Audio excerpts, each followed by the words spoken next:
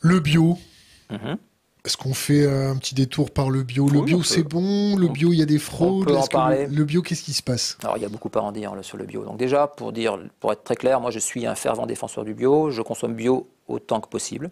Parce que vous pouvez vous le permettre financièrement. Il y a ça aussi, oui, c'est vrai. Il y a ça, et puis aussi parce que c'est une garantie supplémentaire de qualité. Entre un produit conventionnel et bio équivalent, c'est-à-dire produit au même endroit, pas importé du bout du monde, mais voilà, euh, le fait d'utiliser moins ou pas d'engrais de synthèse et de pesticides chimiques fait que c'est meilleur pour la santé et pour l'environnement. Voilà. Ceci dit, le cahier des charges du bio, selon moi, il est très insuffisant et c'est pour ça qu'on a aussi aujourd'hui autant de labels privés bio qui vont au-delà. Donc par exemple les biocohérences, Nature et Progrès, Déméter, etc. Donc c'est bien, mais pourrait facilement et largement faire mieux. C'est quoi je vais pas dire les petites magouilles, mais c'est quoi les petits arrangements qu'on peut se permettre avec le bio? Est-ce qu'il y a des pays qui sont labellisés bio, qui nous envoient Ah des oui, choses qui sont pas très bio? Est-ce qu'il y a des bananes du bout du monde qui sont censées être bio, mais en fait elles sont pas très ah bio? oui, tout à fait. Pour mon livre du bio, par exemple, je m'étais amusé, j'avais appelé des fournisseurs en leur disant, ben voilà, en gros, je veux acheter du bio, mais je veux pas payer le prix. Je m'étais amusé, qui me dit. Non, mais je veux dire, je vais pas écrire n'importe quoi. Je dis des choses que je sais, que j'ai vues, où j'ai la chance de travailler. Et je travaille aussi pour pouvoir avoir accès à ces gens-là. Donc, en bref, quand j'ai fait mon livre sur le bio, je me suis dit, bon, je savais où je mettais les pieds, je savais plus ou moins ce que ça allait donner, mais bon, je me suis dit, je vais appeler des fournisseurs pour voir si je peux acheter du faux bio. J'ai appelé des fournisseurs en Chine, je leur ai dit voilà, parce que je savais que c'était en Chine que ça se passait, je savais sur quel produit, donc je les appelle, je dis voilà, je veux de la graine de tournesol, c'est pour l'alimentation animale, parce que je sais que l'alimentation animale c'est beaucoup moins regardé, beaucoup moins contrôlé. Je leur ai dit voilà, c'est simple, je veux acheter des produits bio avec les documents qui vont bien, mais j'ai pas les moyens de payer du bio. Voilà.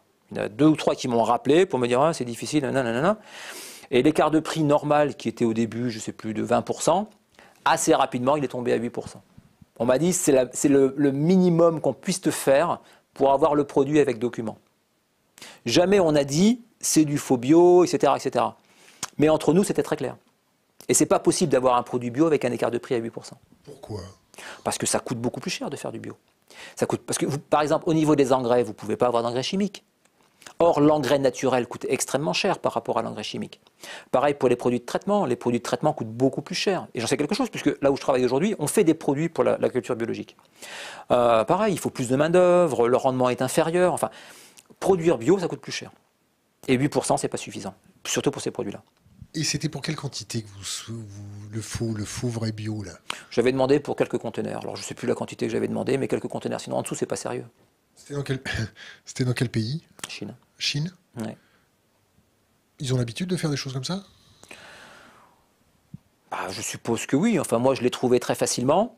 Et j'avais fait ça parce que j'avais fait ça sur ce produit-là parce que j'avais vu une étude de l'université allemande de Kessel qui avait mis une nouvelle méthode d'analyse sur les isotopes de l'azote, justement. Parce qu'en fait, la plus grosse fraude dans l'agroalimentaire bio, c'est d'utiliser des engrais de synthèse. Puisque les pesticides, on peut les retrouver. On les analyse, on les retrouve. Par contre, utiliser de l'engrais de synthèse, ça, il n'y a pas de méthode aujourd'hui pour les détecter. Et c'est extrêmement facile. Au lieu de mettre un engrais naturel, vous mettez un engrais de synthèse. Et donc, Un l'université, engrais basé sur du gaz. basée sur du gaz, du méthane. Voilà, c'est purement fossile. Hein. Donc, c'est pollution, problème énergétique. Bon, justement, on peut en parler avec la crise actuelle. Hein. L'engrais, voilà, le coût de l'engrais va exploser d'ailleurs. A déjà explosé. Oui, oui, oui. Donc l'énergie vraiment est à la base de tout. Et c'est Charles Gave que tu as déjà reçu qui dit l'économie c'est l'énergie transformée. Donc l'énergie est à la base de tout.